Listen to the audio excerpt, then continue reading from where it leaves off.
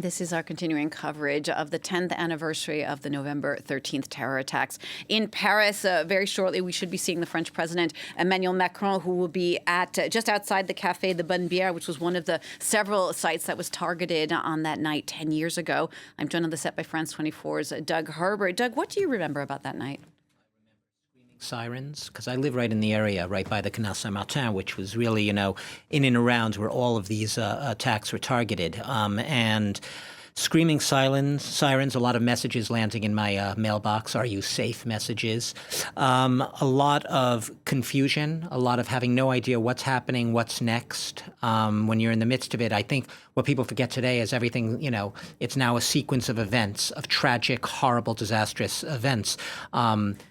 In sort of a defined parameter and time frame. We had no idea whether this was ending, whether it was over. That whole night seemed like sort of a tripwire for what's going to happen now. And just, being outside on the street that night, you were just in the thick of it. I remember, the area in which that they targeted, there were 6 bars and cafes in this area, obviously then culminating in that horrific Bataclan attack. All of them sort of epitomized, right, the vibrant hub of Paris's nightlife. A lot of young people sitting out, having beers. When you think of Paris and the open cafes, a thriving nightlife. It was a nice, mild night. Yes, it was a Friday the 13th. We don't have the same associations here with Friday the 13th, but people were sitting out really enjoying themselves. And the complete randomness, the unpredictability of what happened. And La Bonne Bière, which is, literally a couple hundred meters down the road from where I live, it is a place right at sort of a crossroads near Place de la République, which is later going to be the epicenter, of all the big ceremonies.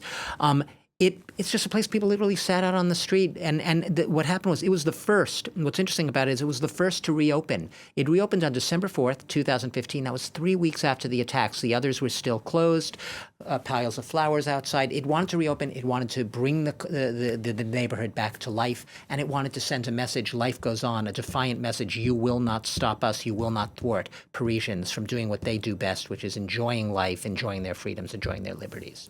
Indeed. All right, Doug, thanks for that. And we'll be bringing you Emmanuel Macron, the French president, as he gets to Bonne Bière for this next in that series of commemorative ceremonies that are taking place today.